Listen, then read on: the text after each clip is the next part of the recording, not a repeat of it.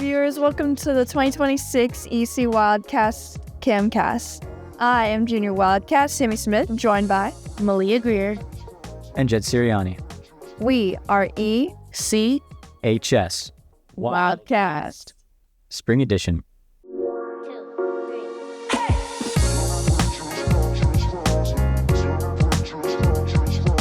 Thank you, Sammy. My name is Jed Sirianni, and today I have a special guest here with me today. He's hairy, he's scary, he is the Easter Bunny. Yeah, hello. Hello there. Thanks for having me on. Okay, before we begin, what is wrong with your hands? Oh, these then? Yeah, those things. Why? Because rabbits normally don't have thumbs. Yeah, well, unfortunately, I'm no regular rabbit. Oh, I can tell. How tall are you, by the way? I'm 5'7". Sure. All right, let's get down to brass tacks. Why did you choose eggs in the first place? Why couldn't it have been like presents or like teeth or something? I chose presents because, well, to me, presents, God.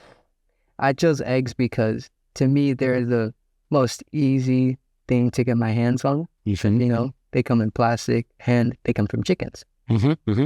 But they're cheaper. But do yours come from chickens? Do they come from something else? Like perhaps a 5'3" magical rabbit? No. My eggs come from chickens and they are also made of plastic. Are you sure? Are you sure that you don't make them yourself? I do not make them myself because I do not have the necessary things to produce eggs. All right. Does it hurt when you create them though? So you do create them? Because you said like sometimes. So do you create the eggs yourself? No, that was a head shake. Whatever. Okay. Next question. Are there any places that you cannot deliver? Like you can't deliver there? Are there any like no-go zones? Well, recently no-go zones have been pretty common now. As you see on like the news. Yeah. Can you list off like just like one or two places? The list goes on, and it's more than it's 10, I'd say. But all right. One of the most dangerous ones right now is Palestine. Do you have any beef with any other holiday figures? Between me and you, that leprechaun, he is that fun to be around. Yeah. I've seen plenty of Easter movies, like 3. Have you ever starred in any movies yourself? Like there was Hop, there was the Guardians movie, and then there was Donnie Darko. Have you ever been in an Easter movie? Unfortunately, no, I haven't. Do you think there should be more Easter movies? No, sorry, could you repeat that? Do you think there should be more Easter movies? Like, should we capitalize on you and not focus on Christmas movies? Now, I'm not selfish, as my holidays isn't as most people know or very popular like Christmas. Yeah, I get it. Sometimes I wish it was. Yeah. Are there any other rabbits like you or bunnies? No, but I wish. It does get lonely down in the rabbit hole sometimes. I get it, man. Why are you white? I live pretty high up in places where it's very common for rabbits to be white. Yeah. I remember my biology teacher, Mr. Hagan, was telling me about this, and I love that guy so much. Do you believe that Benjamin Netanyahu is still alive? Because you did deliver eggs, or is that like a no-go zone? I do. This past Easter, I have been there and delivered my eggs. And, well, was he there? No, I didn't see him in person, but I could hear a lot of good people talking about him. All right. Thank you so much. So, how has the last 10 years been? The last 10 years have been, mostly the same. It's mostly a repeat, as you know, annual holidays are. Yeah. How are the 1940s for you? They're all right. Definitely changing in scenery. Yeah. Places. Interesting. Do you think that we as a society deserve destruction? You know what? Don't answer that question. We'll leave that for the next one. Thank you for your time, Biggie. I know this is a busy time of year for you, but don't go anywhere because we have another famous guest. Yes. Thanks again for having me on. It's sad to see me go so soon, but I appreciate this opportunity. We'll be right back.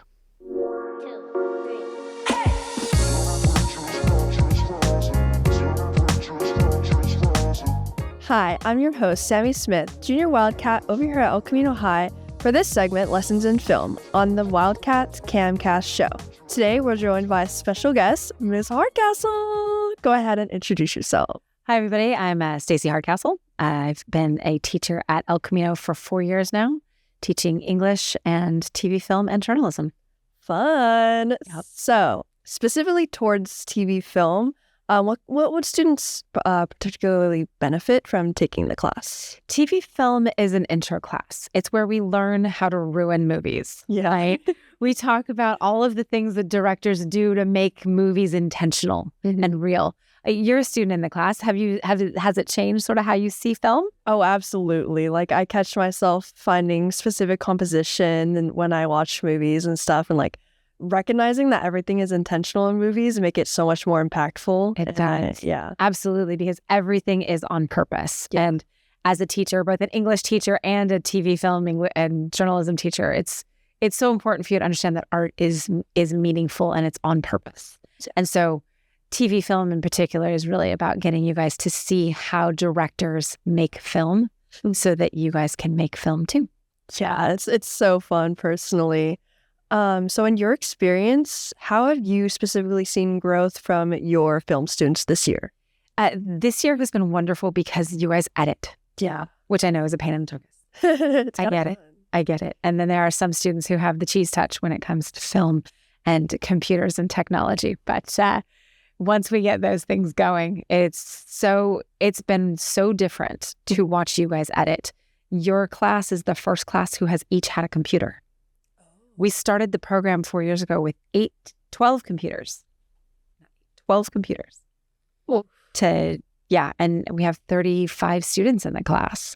So it wasn't even it was a watching somebody over somebody's shoulder as they're attempting to edit. So you guys, by the time you leave next year, you will be proficient and Adobe certified on Premiere Pro, which is pretty rad. Oh, interesting. So certification. How have you found it? Do you get in the zone when you edit? How does the flow work for you? Absolutely. I get so locked. Like, I'll honestly just put on my headphones and have YouTube and the search and just totally zoom away. Just lock in. Yeah. Because once you know the steps, you know what the story is supposed to look like, and it just kind of flows. Yeah. You know your basic tools, and then all of a sudden you'll find that you'll hear about a shortcut, or you'll learn from Chloe's doing this, or Alina's doing that, and then it just kind of bam, bam, bam. Oh yeah, so it sparks. It's it's so inspiring seeing everybody work.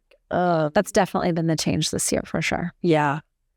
So for next year, what can students who want to take this course expect to be different from this current year? So now that we all have computers and we're all editing, we'll start the editing process much sooner so that there can be more room for creativity. In the first semester, you guys, copied a music video, and you copied a movie scene, and you shot a silent film, and you did all sorts of things that were on your own. And I really want to do more of that faster. Now that everybody has a computer and that everybody can work, we will be able to do more stuff in the fall. So you'll have all of that creativity. Plus, pro tip, EC is now next year starting its own film festival. Oh my gosh, I know you were talking about that. So rad. Yeah. We have an amazing crew of filmmakers that are running EC Shorts. Our very own Jed Sirianni is going to be the head of that. And it's so exciting to know that that's something that's coming. So signing up for TV film would be a great way to get yourself in the door to get those films in for the film festival. Absolutely. Yeah, I know that's been a goal of yours for a while to start that. Speaking on future type stuff, What are some different career paths that, students could sprout from taking the pathway? Well, arts and media is one of the fastest growing industries in North County specifically, and in San Diego County as a whole. There's a huge new production studio out in Chula Vista. There are local companies like Media Makers who we love. We have KOCT right here in our backyard. So we're really super blessed to have all sorts of different avenues for students to find paid and experience-driven work. This is our first year in the program with partnering with MiraCosta. And so in a couple weeks, you guys are going over to the Innovation Hub where Howard Chen is going to lead us through a lot of those activities where we can go directly from EC to Cal State San Marcos in their media program, which is going to be great. And then this year we have our first 3 completers of completers of our MAT 160 program, which is an articulated class. So if students who complete TV film and then they complete ECTV, they want to come back as interns, they can come back and take MAT 160 as a college class in high school. That's so exciting. So it's free college. Exactly. Get that for sure. Of course. Super lucky that the district supports that. Oh yeah, me too. It's such a great having outlets and places that you can go to. But yeah, thank you, Hardcastle, for joining us today. I'll be right back with my next guest. We will be discussing more about the influence that film has on us.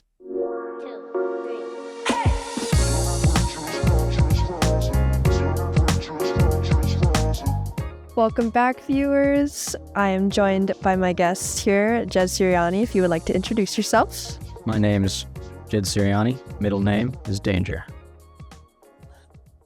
That's wonderful. So Jed, what is your segment that you got put into ECTV for next year? I was put as head of EC Shorts. That's exciting.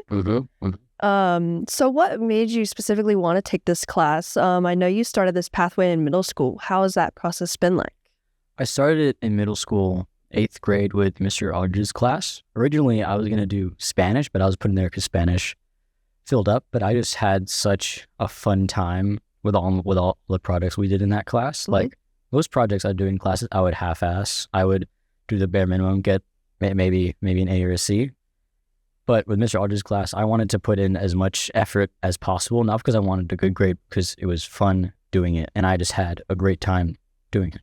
Of course, yeah. So you spoke a little bit about projects. What is your favorite project that you've done so far in your film classes? In all my film classes this year has been pretty good. The music video was fun. I had a lot of fun doing that, but I think my all-time favorite one was for Mr. Aldridge's class.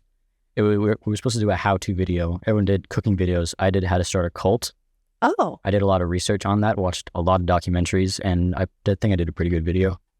That sounds really interesting. What's something that you learned in class that surprised you? Something that I learned is that really every shot matters. I used to think that some shots were, of course, intentional, but other shots were just normal everyday shots. But everything is for a reason. You're trying to tell a story with every single shot. Of course. And that really amazed me. Yeah, for sure. Me personally, I didn't pay much attention to shots in movies. And then now when I watch them, I just find myself just like really paying attention. Like, exactly. Oh, wow. Like that means that. And like the colors and everything. It's really interesting. Yeah. So for you, what is the most challenging part of the class, do you think? I would have to say either writing a script or just trying to get myself to start editing. Yeah. Editing last year, we used WeVideo, which was immensely easy. Adobe, it's not hard. It just takes a while for me to actually start doing. When I start doing it, I get into that cycle. Yeah. I complete the project, but it's just hard to get myself to do it. To start it, yeah, I know. Is it Adobe? It's got a lot of functions. It's a lot. Yeah. It's kind of overwhelming at sometimes. For sure. And my mom keeps telling me to watch YouTube videos, and I've watched a couple, but they don't really help too much. Yeah, no, you mean like the visual kind of stuff. So do you prefer being behind the camera or on screen, and why? I think I've been happy with both. I don't want to be a cameraman because It's not the most fun I had, but when I was doing the music video, I was planning out each and every shot and making sure things were going as planned, and I had a lot of fun with that. But I also have fun being in front of the camera because I just like having fun. Yeah, for sure. I mean, you get like that creative liberty type thing. Yeah. So what's one piece of advice that you would give somebody who's thinking about taking the class? I would say be creative, be out there. Don't take this class as I think it could be fun. Take it as a class that you take seriously, because in my opinion, this is one of the best, if not the best elective you can take at this school, or really any school. I agree. I couldn't agree more, actually. Once you're in it, you just have to really be in it. Exactly. Yeah. Thank you so much for sharing your time with me today and your responses. For having me. Of course. And we will be right back with this next segment.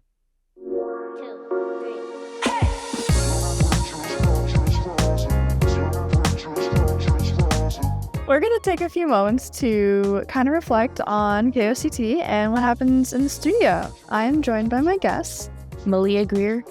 And Jet Sirianni. Thank you guys so much for taking the time with me today. So, what are your thoughts on the studio so far, Malia? My thoughts so far, I've been having a great time. I feel like I've learned a lot here on how to work in the film industry, from working cameras to the more director side, and even being here on camera. Do you want to do film as like a career? I would like to do film as a career. I like to go into sports broadcasting. Nice. That's exciting. What about you? Do you think you would use this in your career? Definitely. I don't know how. I'm just trying to do enough extracurriculars that people will notice me. Like, that guy did a lot of extracurriculars, and then they'll hire me. Oh, yeah, for sure. I mean, gotta have something. Yeah. Something better than nothing. Yeah. Yeah. What do you think of it? This is like your third, second, fifth. Who's counting? Who's counting? You know, you guys have seen me a lot.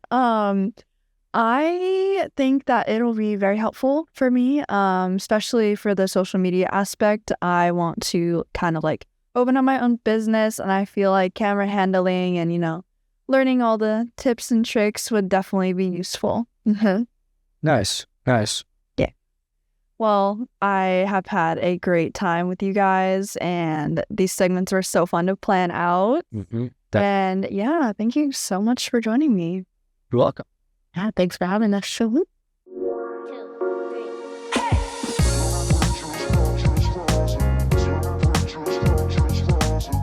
Hi. For the first time ever, we have together two players from the heated rivalry.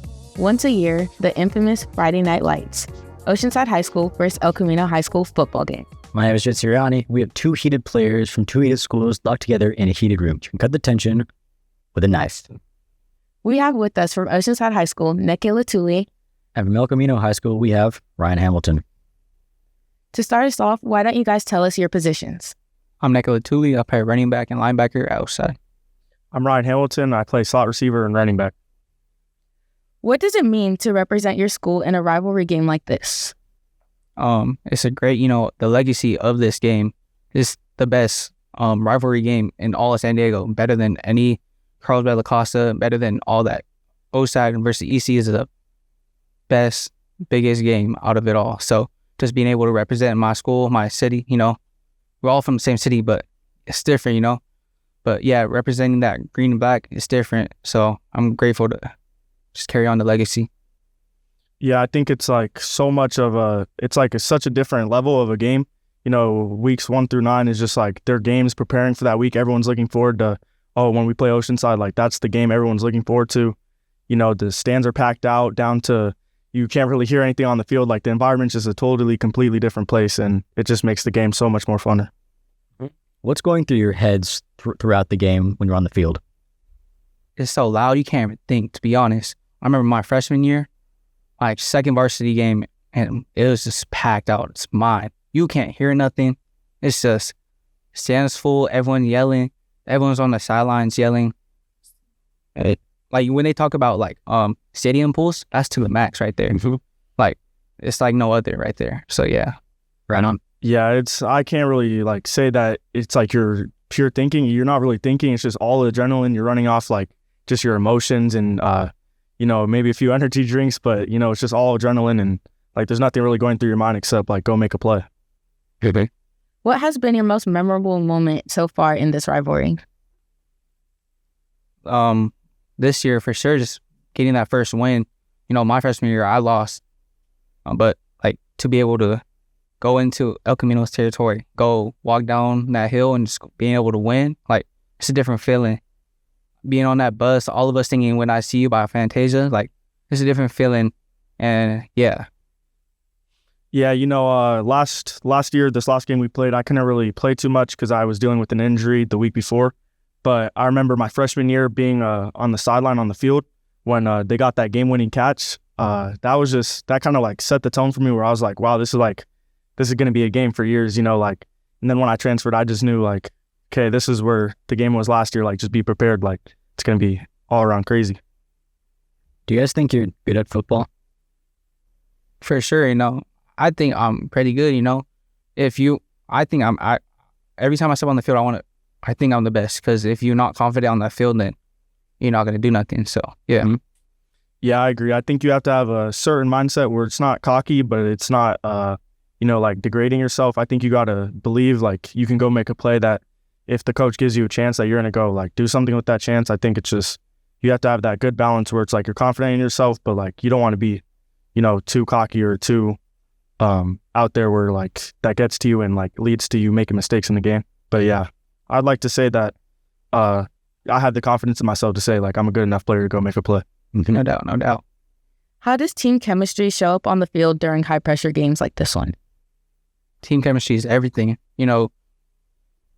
Going into a rivalry game against El Camino, your emotions can get the best of you. And like, to be honest, it comes down to this, how the bond your team has, because if you guys can't play together, it's not going to work at all.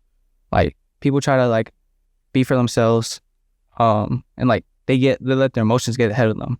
But like when we play as one team, like, that's how you go win a game, especially in these high intensity like game like El Camino versus Oceanside. Like, you need to have like one each other's back, So if you have no team bond, you're not going to do anything with it.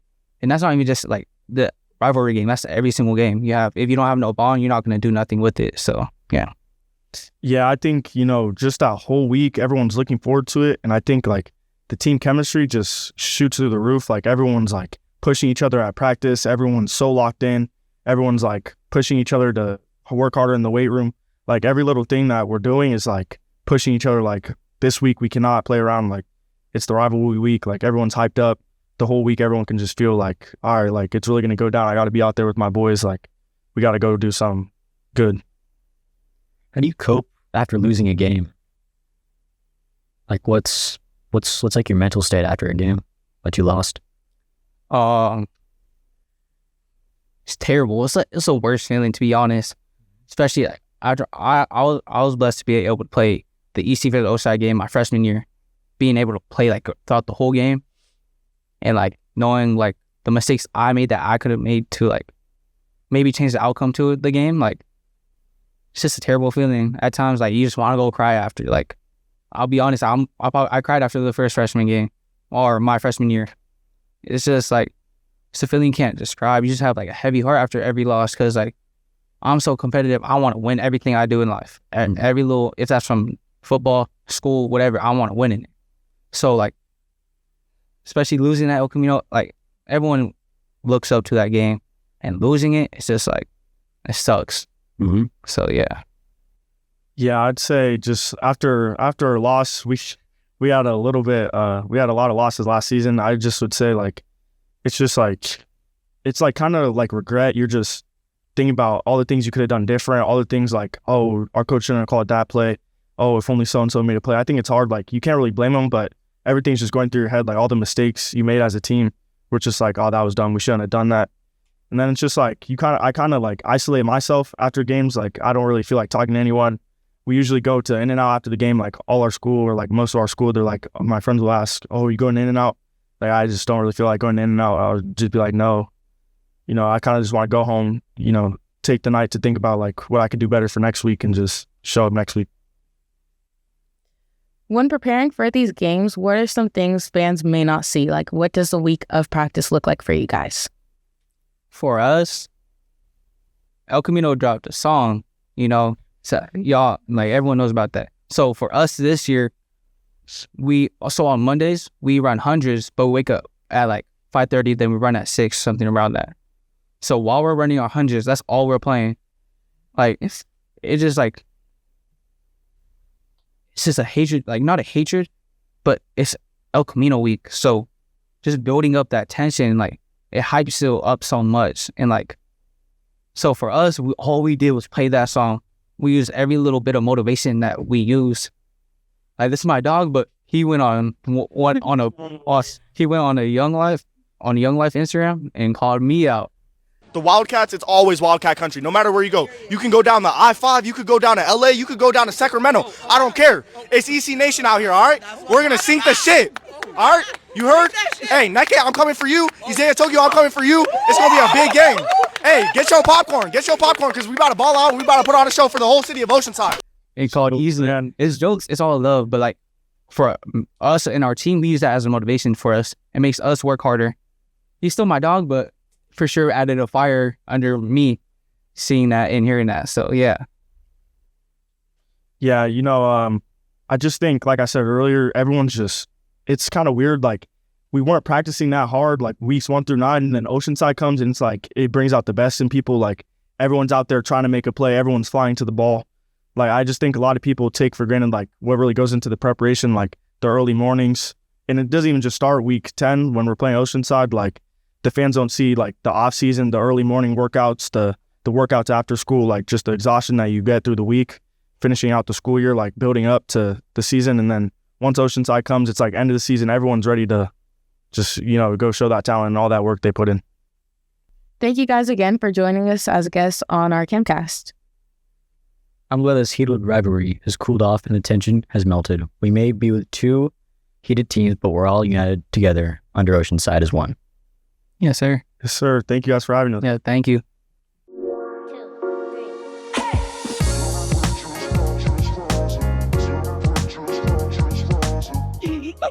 Is it hot in here or is it just me? Well, we're going to cool it down. We will be discussing how film has influenced personal fashion. I am joined by my guest, Malia Greer. Go ahead. Hi. Yeah, introduce yourself a little bit. Hi, I'm Malia. I'm a junior at El Camino High School, and I love fashion. Love it. Oh my gosh.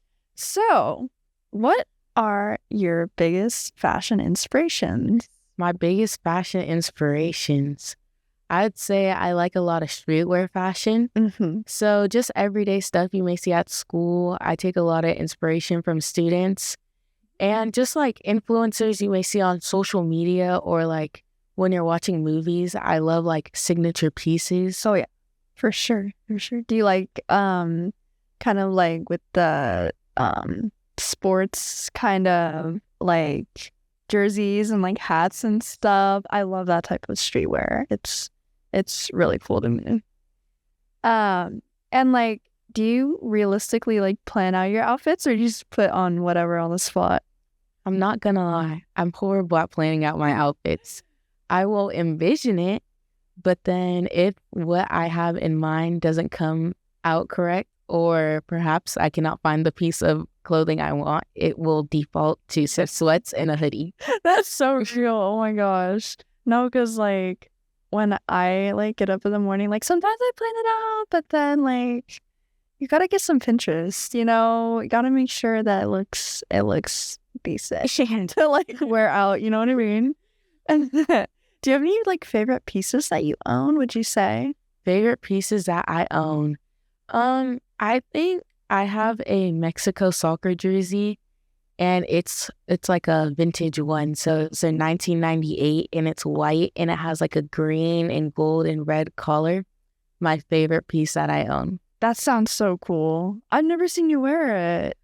Yes, I love it so much, but it's like when you love something so much, you don't want to get it dirty and you don't want to overwear it. So I save it for special occasions. For sure. Like you want to like wear it down to like some trips or stuff. Yeah. Like keep it fresh. That's so cool. Yeah.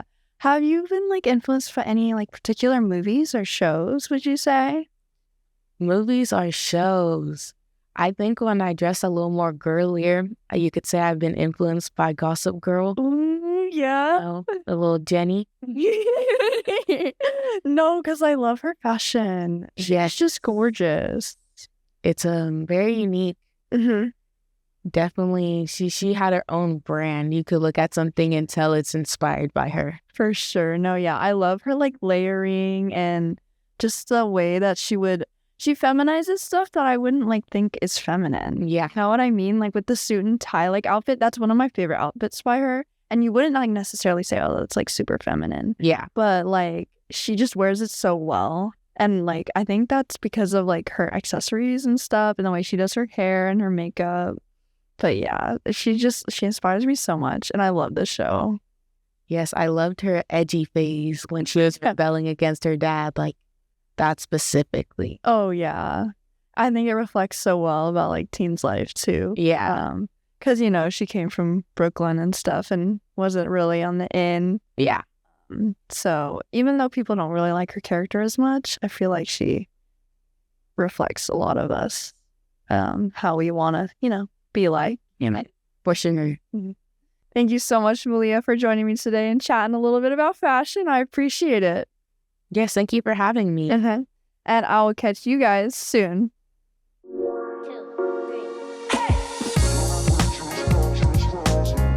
Thank you for joining us. What do you think? Would you consider a career in film? I hope you've all cooled down from that heated segment. From the KOCT studios in Oceanside, California, And the El Camino High School Wildcats. Thanks for watching the 2026 spring edition of the KOCT Wildcat Camcast show.